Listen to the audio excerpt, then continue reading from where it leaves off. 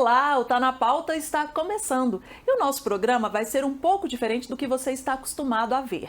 Geralmente nós trazemos um só projeto com informações bem detalhadas, mas o nosso convidado de hoje já apresentou tantas propostas que é impossível abordar só uma. Eu estou falando do vereador Anselmo Pereira, do MDB, que está indo para o 11º mandato aqui na Câmara, um marco não só para Goiânia, mas para o país inteiro. Entre todas as capitais brasileiras, o senhor é o vereador com mais mandatos. Seja bem-vindo, vereador, é um prazer receber o senhor aqui no Tá na Pauta. Marina, é um prazer muito grande estar aqui na TV Câmara, no programa Tá na Pauta, que afinal de contas é um programa onde tem a oportunidade da gente prestar conta um pouco daquilo que você faz, principalmente dentro do processo legislativo, que é a função mais importante do vereador, legislar e depois fiscalizar. Nós vamos falar sobre a sua história ainda no programa daqui a pouquinho, mas agora eu vou ali no telão para a gente mostrar, vereador, as suas propostas que estão tramitando aqui na Câmara. São muitas, mas eu consegui selecionar algumas, viu? Projeto de Lei número 92 de 2024, que altera a Lei de 2003 para permitir a farmácias e drogarias a realização, a medição e o monitoramento da glicemia capilar. De que forma, vereador, esse projeto ajuda na prevenção, no controle da diabetes? Veja você que nós estamos passando em Goiânia por uma crise, não só em Goiânia, no Brasil todo. Uma crise principalmente na assistência ambulatorial. À medida que a farmácia se propõe e tem farmacêuticos especializados, e em Goiânia todas as farmácias são assistidas por farmacêutico 24 horas. Eles são especialistas em fazer o monitoramento, principalmente de aferir a questão da glicemia, medir. Ora, se não vou ao posto e fico lá um dia, 2 dias para ter uma oportunidade de ser assistido, por que não na farmácia, que de qualquer maneira é um posto de dispensação de assistência farmacêutica e, ao mesmo tempo, orienta o cidadão. Então, esse projeto, ele vem trazer uma facilidade com que aquela pessoa que, em vez de ir a um CAIS, a um PSF e até mesmo ao hospital de referência, dentro da farmácia, ela é assistida e orientada pelo farmacêutico para procurar não se automedicar, mas sim orientada ao médico para verificar e constatar o índice da sua glicemia. É um teste rápido, simples? É um teste rápido, simples, feito no lugar adequado, com todas as providências que a vigilância sanitária imprime para esse comportamento. E o melhor, assistido pelo profissional farmacêutico. Não é um balconista que vai fazer isso, é o profissional farmacêutico e que vai lavrar e deixar anotado e dar uma orientação para aquele cidadão ou cidadã e procurar quem? O médico para se tratar. Certinho. Vamos ver o próximo projeto do senhor? O projeto 259 de 2024 dispõe sobre a inclusão do teste de distrofia muscular de Duchenne e de atrofia muscular espinhal no teste do pezinho. São doenças genéticas que não têm cura, mas se forem identificadas precocemente, podem ser controladas, ou seja, esses pacientes vão ter mais qualidade de vida. Nós temos a preocupação de agora em diante, principalmente no mundo moderno, no século XXI, quantas doenças que nós tínhamos conhecimento e nunca evidenciamos, nem para o processo profilático e muito menos para o tratamento. Este é um projeto profilático.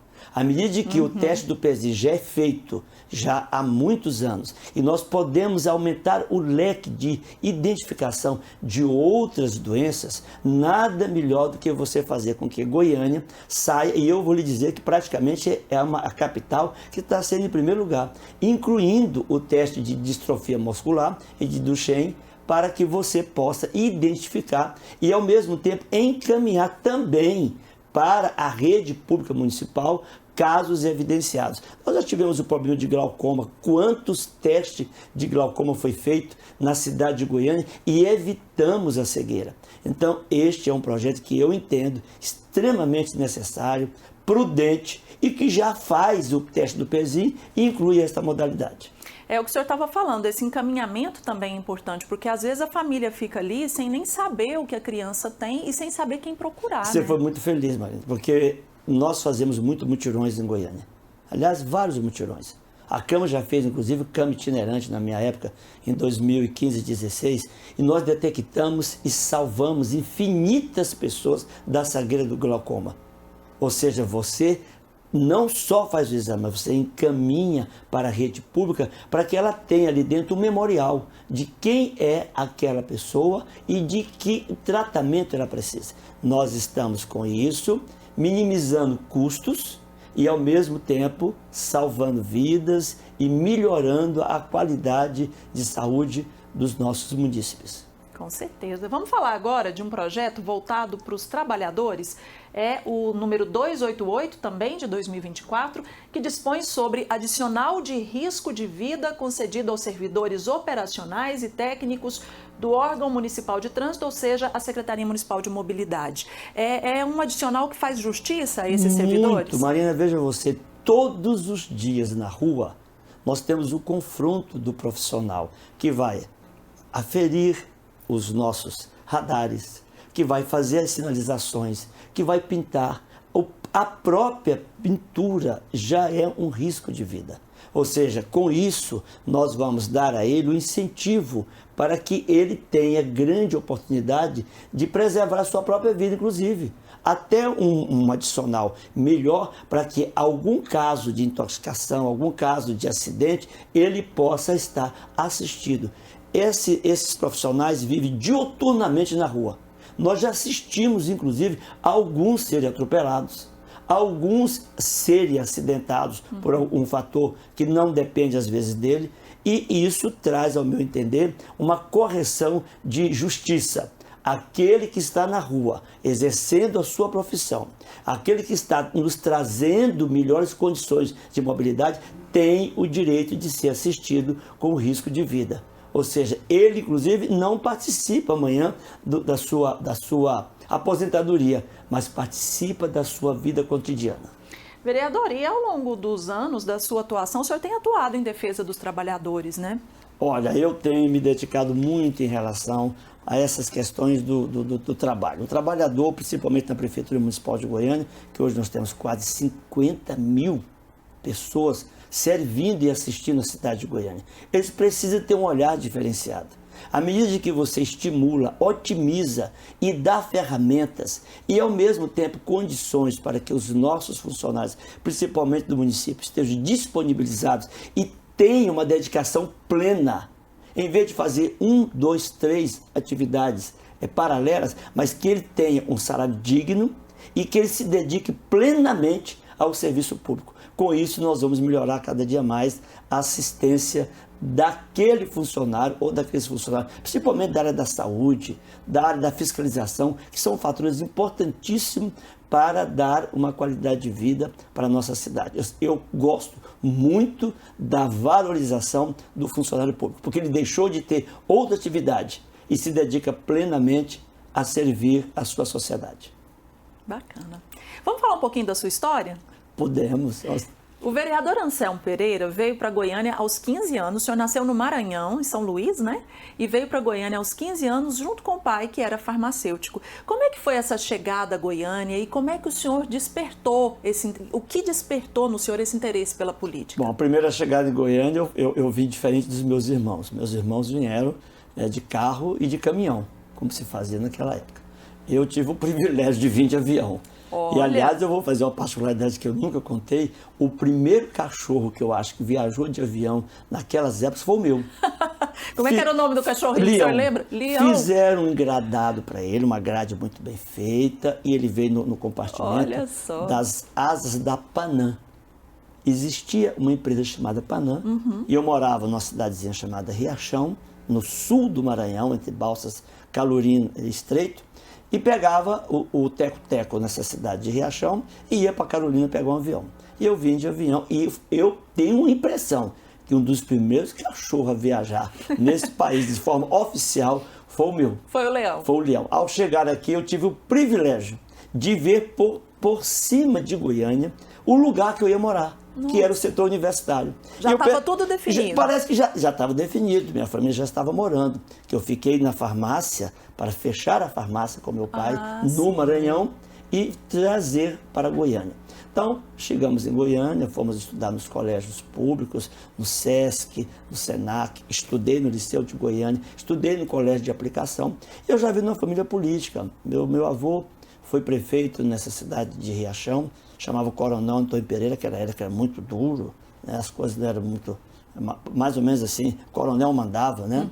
E terminava ganhando 2, 3 mandatos. E eu tive o prazer de ingressar aqui nos movimentos do Liceu de Goiânia, no Grêmio Estudantil, depois na Associação de Bairro do Setor Universitário. Fiquei 11 anos presidindo a Associação de Moradores do Jardim Novo Mundo, nos anos de 1975, 74. Aí veio o processo da Revolução, que foi penoso para todos nós, e participava dos movimentos políticos. Comecei ajudando um ou outro vereador, um ou outro deputado federal. Me lembro muito bem do deputado federal Jarmum Nasser, que inclusive se tornou depois secretário de Educação.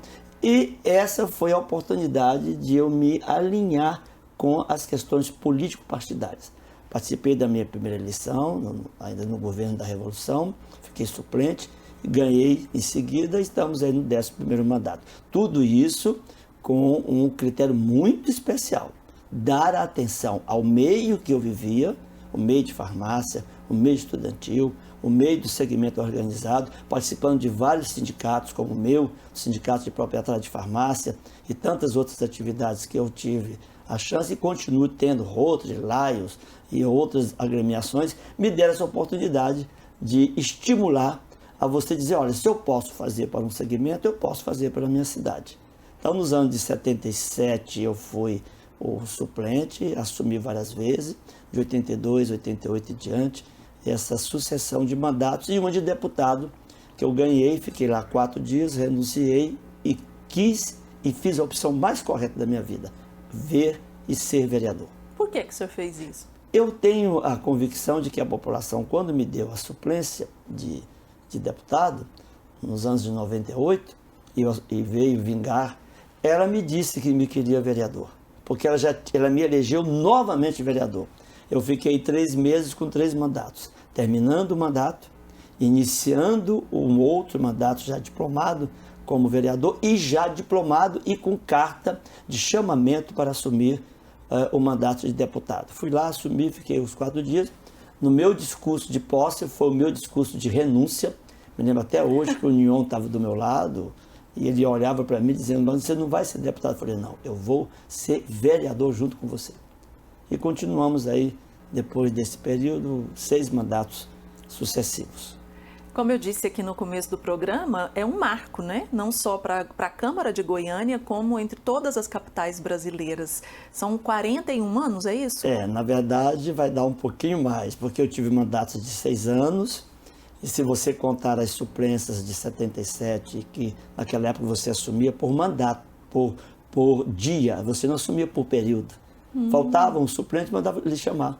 Faltava um vereador, mandava lhe chamar. Olha. Aí depois nós estabelecemos aqui na Câmara, com a lei orgânica, que a sua licença tem que ser no mínimo de 6 meses, para que não acontecesse essa rotina de mudança de parlamentares e desequilíbrio nas votações e assim sucessivamente.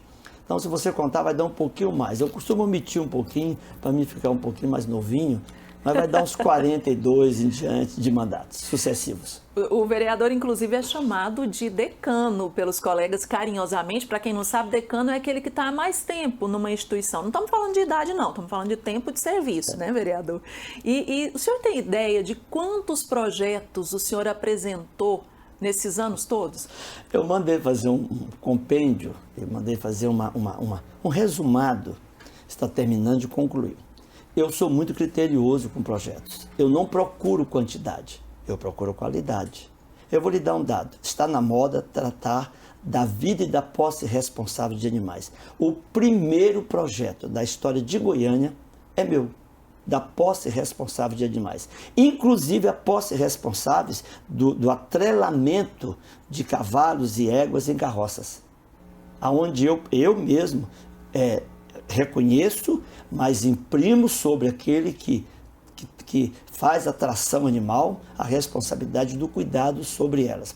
Então, eu estou falando uma lei pitoresca, porque parece que isso é moderno. Já há 15, 20 anos atrás, a primeira lei de posses responsáveis de animais é de nossa autoria. E de lá para cá, graças a Deus, ela evoluiu, outros vereadores chegaram com matérias mais modernas. Você veja que hoje o animal não só é um querer bem nosso, mas é também uma maneira até de tratamento, de afeiçoamento das pessoas doentes, né? Então eu tenho esse privilégio de dizer que a gente foi pioneiro de algumas matérias muito interessantes, né? E muitos desses projetos que o senhor apresentou se tornaram leis, né? Vamos ver aqui no telão algumas dessas leis que foram de iniciativa do vereador Anselmo Pereira. Vamos começar então, eu vou pedir para o diretor Nenderson Coelho colocar para a gente, com a primeira lei que foi de iniciativa do vereador. Vamos ver aqui. É uma lei de 1993 que estabelece condições especiais para aprovação de parcelamento do solo nas áreas urbanas e de expansão urbana do município. Olha quem era o prefeito na época, Jovair Arantes. Era um prefeito em exercício. Quem era o prefeito? Por que ele estava em exercício, o senhor lembra? Na época era o União Bernays. O União deveria ter saído para alguma viagem, alguma coisa. Né? E aí ele assumiu. Ele era o vice-prefeito na época. Como o senhor falou do pioneirismo, né? Tanto nesse projeto dos animais e nesse aqui. Esta é uma lei inovadora para aquela época. Ela revolucionou a cidade de Goiânia. Goiânia tinha, naquela época, mais de 130 loteamentos irregulares e clandestinos. Ela caminhava para o favelamento. Ou seja, quem morava em Goiânia não dava conta de comprar um lote em Goiânia. Ou ele ia morar de invasão, ou ia morar nas cidades circunvizinhas, conurbadas da cidade. Por exemplo, Aparecida, Senador Canedo, que também não tinha esse desenvolvimento. Mas Goiânia caminhava para o charfurdamento de se tornar favela. Rapidamente eu criei essa lei onde você possibilitou parcelamentos para baixíssima renda, média e alta renda. Com isso eu salvei Goiânia de não ter favela. Hoje em Goiânia nós não temos favela. Temos um ou outro ponto de assentamento e que cada dia nós estamos proporcionando a possibilidade do cidadão ter a sua casa própria. Mas nessa época foi um desafio muito grande. Nós conseguimos segurar a população dentro da cidade de Goiânia. Loteamentos mais acessíveis, onde você não tinha muita exigência de infraestrutura e possibilitava ao cidadão de menos poder aquisitivo a comprar o seu próprio lote em Goiânia. E imediatamente eu fiz uma legalizando, dando condição de legalizar os mais de 130 loteamentos irregulares e clandestinos. Eu digo que, por exemplo, o bairro Goiânia é ilegal. Graças à nossa lei, ele foi legalizado. Residencial Itaipu, Recanto das Minas Gerais, o setor universitário tinha uma série de pré-favelas, hoje todas legalizadas, graças à ideia desta lei e de uma lei subsequente que nós fizemos, dando condições de legalizar aquilo que foi feito ao arrepio da lei, que por sinal era crime. Então nós sanamos esse problema. E hoje Goiânia tem aí um ordenamento urbano altamente, muito bem encaminhado, inclusive com a nova lei das áreas especiais de interesses sociais e a HIS, que acaba de ser aprovado, que é uma lei moderníssima, a Lei de Habitação Social, que sucedeu essa lei que chamava, por acaso, chamava Lei Anselmo Pereira, e que já foi revogada com o advento dos planos diretores. Vamos para o próximo? Vamos ver aqui a outra lei que surgiu de um projeto do senhor. Essa é de maio de 2006, dispõe sobre a inclusão de obras de arte nas edificações de uso público ou coletivo com área superior a 1.000 metros quadrados e de autores goianienses. O senhor atuou em várias frentes e essa aqui é na cultura. Todo mundo sabe que eu tenho uma fixação por cultura. Eu tenho uma ligação muito especial para a questão da arte, da cultura, da poesia, do teatro. Até porque eu fiz teatro também, 3 anos de teatro na AGT, com o Otavinho Arantes. Isso me proporcionou uma série de requisitos, uma oratória melhor, um aperfeiçoamento de ouvir, de dialética, né? Fazer teatro e te dar essas oportunidades. Então, esta é uma lei que estimula a arte no município de Goiânia e com um detalhe, dos nossos artistas eminentemente goianienses. Se alguém de fora quiser aproveitar essa lei, tem que se inscrever na Secretaria de Cultura do município de Goiânia, está em dias e poder, inclusive, colocar suas artes em disponibilidade não só para os órgãos públicos, os prédios, os próprios públicos, mas também para os particulares. Todas as obras de Goiânia, por força desta lei, tem no átrio ou na entrada ou no beiral algo que tenha arte de goianiense, principalmente todas que têm acima de 1.000 metros. É lei, é obrigado. Ele não tira o habite sem esta lei. Como tem também uma minha que por cada chanfrado do lote construído, você é obrigado a colocar 2 árvores. Eu já previa isso há 25 anos atrás. Goiânia hoje é a segunda cidade mais arborizada do mundo. E dentro de 5 anos, ela se torna a primeira do mundo em área pública. Eu já previa isso. Ninguém tira um habite em Goiânia que não mostre as 2 árvores plantadas na frente, ou 4 se for lote de esquina, para que você propicie a proteção ambiental e o verde dentro da cidade de Goiânia, e que hoje é uma grande realidade. Verdade. Vamos para a próxima? Tem mais uma lei que nós gostaríamos de citar aqui, que essa já é de 2016, que institui o Código de Defesa do Contribuinte do município de Goiânia, com garantias, com direitos e com deveres também, tanto do contribuinte quanto do poder público. Não existia isso antes? Nunca. Olha que coisa. Essa lei, ela é inovadora. Eu recebi de dezenas de cidades o pedido de uma réplica da lei, para que eles repristinassem isto nos seus processos legislativos, nas suas câmaras. Essa é uma lei que poucos ainda conhecem. E eu fico lamentando. Todo mundo conhece a lei do Código de Defesa do Consumidor. Eu tenho tentado divulgar ao máximo essa lei. Essa lei, ela protege. É o Código de Defesa do contribuinte, daquele que paga o seu imposto, daquele que gera riqueza, daquele que gera emprego. Ou seja, direitos e deveres, inclusive imputa ao município uma série de responsabilidades para que o cidadão, inclusive, não seja perseguido por A, B ou C, ou por essa ou aquela injunção política, ideológica ou partidária. É uma lei extremamente democrata e ela abre um leque de oportunidade para que eu, por exemplo, todo mundo sabe que eu sou farmacista. Eu tenho farmácia há quase 58 anos. Esta lei ela protege a minha atividade. Quando eu vou receber uma visita de um auditor de tributo, de um auditor de atividades urbanas ou de saúde pública, então ela me dá uma proteção de que eu tenho meus direitos de me defender diante de determinadas situações, mas também me obriga a fazer exercícios para que minha atividade como contribuinte seja preservada e também, ao mesmo tempo, me cria obrigações com o município. Eu tive oportunidades sui generis. Eu fiz a lei na Câmara e eu fiquei 14 dias ou 12 dias prefeito de Goiânia. Olha Adivinha quem sancionou? O prefeito Anselmo. Olha! Então tem assim, eu tive a oportunidade de ter essa raridade, né? De você fazer uma lei na Câmara e ter a oportunidade de sancionar. É fato inédito. O prefeito Paulo Garcia era o prefeito e a Genô Mariano vice, ambos viajaram. E eu fiquei 10 a 12 dias prefeito de Goiânia. Só explicando para o pessoal, é porque o senhor era presidente da Câmara, né? Eu era presidente da Câmara dos anos de 2015 e 2016. É uma oportunidade, assim, é um exercício fantástico, né? Você está legislador e, de repente, experimentar a área da aplicabilidade das leis e do executivo. É coisa rara na vida de um homem público. Vereador, essa história do senhor com a Câmara começou no final da década de 70, início da década de 80? Minha primeira eleição de vida foi em 1976, em pleno auge da ditadura. Então nós tínhamos uma série de comportamentos que não temos hoje. Hoje tudo é muito democrata, tudo muito aberto, tudo muito dinâmico.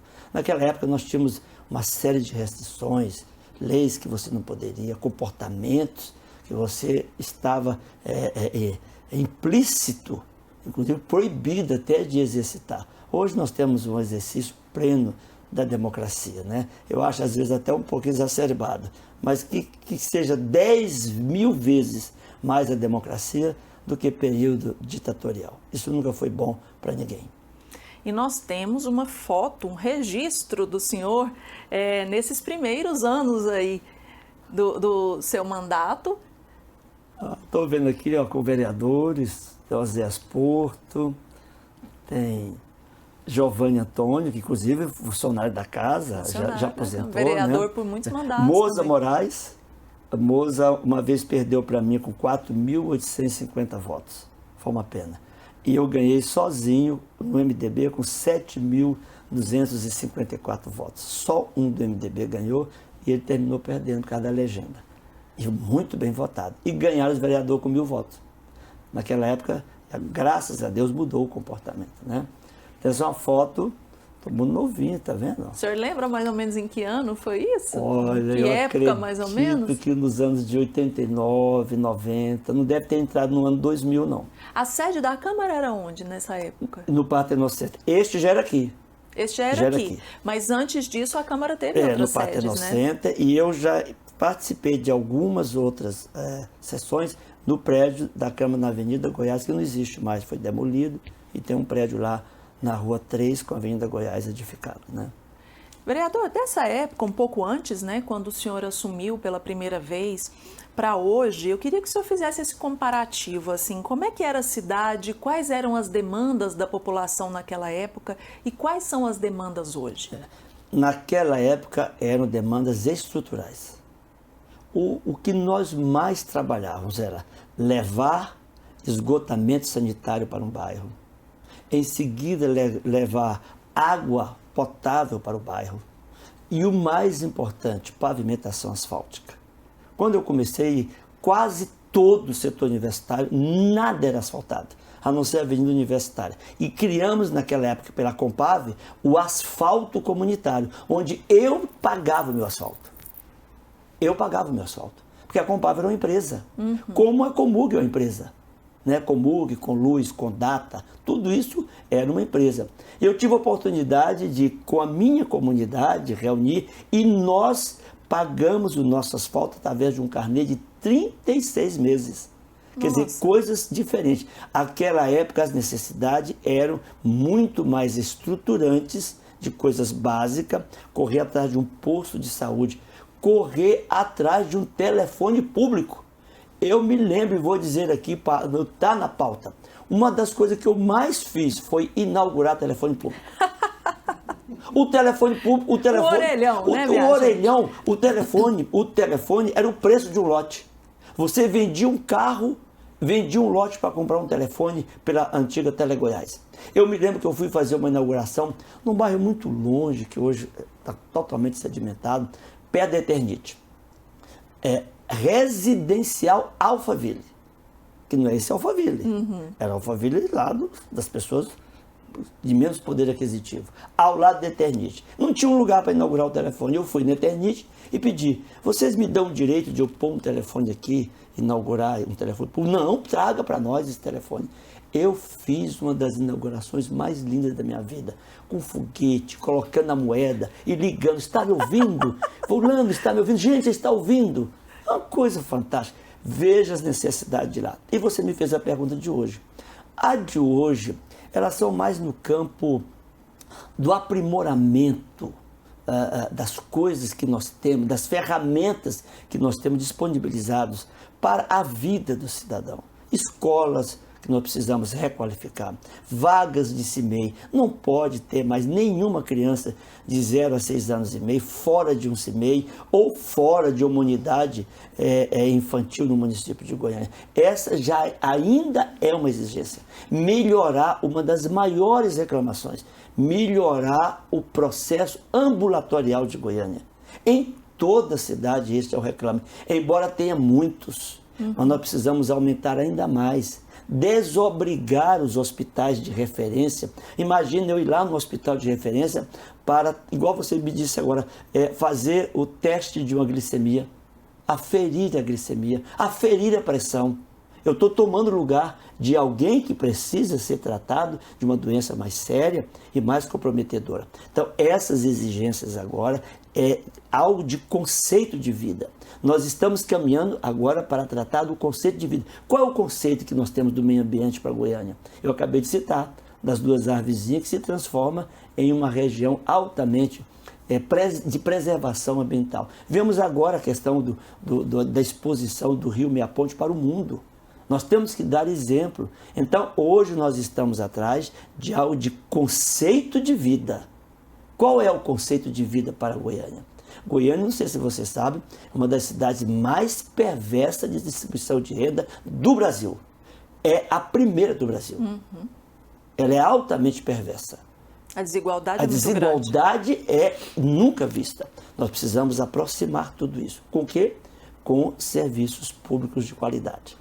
Agora o senhor fez parte da história de Goiânia por meio de leis, de projetos, da aprovação de leis, não só de iniciativa do senhor, mas do poder público, do executivo, na verdade, projetos enviados pela prefeitura, né? O senhor ajudou a contar essa história aí através das leis, né? Na verdade, eu sempre digo que eu legislo para o momento histórico. O legislador, ele não tem o dever de inventar leis. Ele precisa fazer que as leis estejam acudindo o momento histórico que nós estamos vivendo. Veja você que eu sempre conto isso, as pessoas assustam. Uma artista, Leila Diniz, foi tomar banho numa praia e fez topless, foi detida. Hoje nós temos praia de nudismo. Então o conceito da lei é mutável e a sociedade evolui. E o legislador ele tem que estar atento a este critério. Não inventem leis para enquadrar a sociedade. Pelo contrário, façam leis para que a sociedade se torne feliz, saudável e assistida. Esse é o fator principal de um legislador. Em relação à Câmara, quais são os avanços que o senhor apontaria daquele início até hoje? Imagine você que quando eu cheguei na Câmara, eu disputava uma máquina de datilografia. Eu, para escolher uma pessoa para trabalhar comigo, ela tinha que ser exímia datilógrafa. E tinha 2 ou 3 máquinas Remington para disputar em toda a secretaria. O dia que chegou o fax, eu falei, você está brincando comigo? Eu vou pôr um papel aqui na Câmara e vai ser lá na minha farmácia. Vai, vereador. Mas não pode. Pode. E aí a evolução chegou. Hoje é midiático. O que eu acabo de dizer aqui, neste momento, dezenas de pessoas já estão nos vendo. Então, as atitudes da vida parlamentar, ela se tornou muito mais próxima do cidadão, mais próxima dos seus problemas. Exige uma atenção redobrada. Eu digo que o maior segredo do homem público é só um: ter atenção àquilo que ele tem de responsabilidade. Ao meio, às exigências, ao momento histórico, às transformações, sob pena de dizer que eu ficaria parado no tempo com a máquina Remington, né? E que hoje nós temos aqui, eu estou aqui num estúdio altamente moderno, e que é televisivo e que todos vão me assistir. Eu, a Marinda e todo mundo da TV Câmara, e o programa está na pauta. Todo mundo vai ver, vai rever e vai guardar. Porque ele vai estar no YouTube, ele vai estar nas nuvens, como vocês falam, uma série de situações. Então, o mundo moderno é extraordinário. E eu experimentei isso. Eu vi o primeiro fax, eu vi o primeiro telefone móvel da minha vida, o Motorola, onde eu puxava uma antena, subia numa cadeira para captar o sinal. Hoje tudo é muito moderno. Mais transparente também? Muito mais transparente. Agora com alguns defeitos. Aonde esse tal de, que vocês costumam chamar modernamente, eu não gosto de americanizar os nomes brasileiros, de fake news, ele é muito perigoso. Mudanças de comportamentos podem acontecer nocivamente para a sociedade. Notícias falsas, eu digo notícias falsas, notícias mentirosas. Hoje fala em fake news, o nome que globalizou, mas eu costumo dizer falsas, mentirosas. Elas podem denigrir e mudar o comportamento político-administrativo de uma cidade e até de uma civilização. É preciso tomar muito cuidado. Por isso que eu digo que nós devemos legislar sobre conceito de vida, que é o mais importante.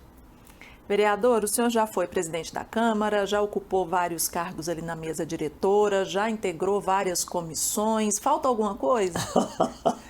Já fui prefeito. Já foi prefeito por uns dias? Não falta mais nada. Eu nunca falei isso. Vou falar porque eu estou dentro da minha casa, que é a Câmara, que eu tenho um carinho. Assim, eu chego a me emocionar quando eu falo da Câmara. Eu dei minha vida para o Poder Legislativo. Eu deixei de viver algumas etapas da vida dedicada a servir a cidade. Mas ela me abraçou com tanto carinho, mas com tanto carinho. Como é que alguém que te abraça com tanto carinho você despreza? Você não cuida, você não ama. Se tem alguém que ama esta cidade, sou eu. Todos os dias eu amo Goiânia. Mas assim, todos os dias. Eu abro minha janela, eu faço a minha oração todos os dias. Sou muito católico, muito dedicado, devoto de Santos Reis. Todo mundo sabe que eu faço uma festa dia 6 de janeiro, já estou preparando ela. Mas Goiânia, eu preciso eu acho que eu ainda faço pouco por ela. De tanto que fiz, mas acho que é pouco. Então, eu amo essa cidade. Eu acho que eu faço parte da história dela. Com certeza, que bonito. E a prova é os mandatos que me deram. Quase 12 mandatos. A que o senhor atribui esse feito? Tantos mandatos. É esse amor por Goiânia? As pessoas é o amor por Goiânia e o critério de dizer o sim e o não com o mesmo valor. Eu costumo dizer muito não, mas é um não onde eu tenho certeza que eu fiz o convencimento das pessoas. E o sim, que é o mais fácil. Quando você realiza, uma alegria. E outra coisa, a maior gratidão que eu tenho de Goiânia são os mandatos. Como é que eu posso dizer algum dia que eu tenho ingratidão nessa cidade? Pode ter de um fato, de um segmento, de uma pessoa, mas da cidade de Goiânia, eu tenho que ser grato todos os dias a ela. Absolutamente grato. E trabalhar mais e melhor. E amar a cidade. Que bonito. Nós recebemos aqui o decano da Câmara, vereador Anselmo Pereira. Vereador, obrigada por sempre nos tratar com extrema atenção, pelo carinho com a equipe da TV Câmara. Obrigada por ter vindo aqui ao nosso estúdio. Foi um prazer e obrigada pelo seu trabalho por essa cidade. Obrigado, Marina. Eu fico muito feliz de estar sendo entrevistado por você, que eu já lhe conheço, uma profissional ilibada, competente, obrigada, altamente centrada, mas assim, falar dentro da minha casa é diferente de eu falar em outros programas. Todo mundo sabe que eu sou um pouco reservado em entrevistas. Se eu quisesse dar entrevista, daria todos os dias, mas eu sou muito reservado. Falar apenas o necessário e realizar apenas aquilo que é importante para essa cidade de Pedro Ludovico Teixeira, de Venerando de Freitas e de Dom Fernando. Tão sonhada e hoje tão bem realizada. E aqui a casa é sua, viu? Nós estamos sempre à disposição. Venha sempre grato ao nosso estúdio. E fica aqui um depoimento que eu acho que pode servir para a história, um exemplo aí que pode ser seguido por outras pessoas, que legislar é amar. Não duvide. Muito obrigada. E obrigada pela sua companhia. O Tá na Pauta fica por aqui. Fique de olho na programação da TV Câmara para acompanhar todas as nossas entrevistas. Até a próxima edição.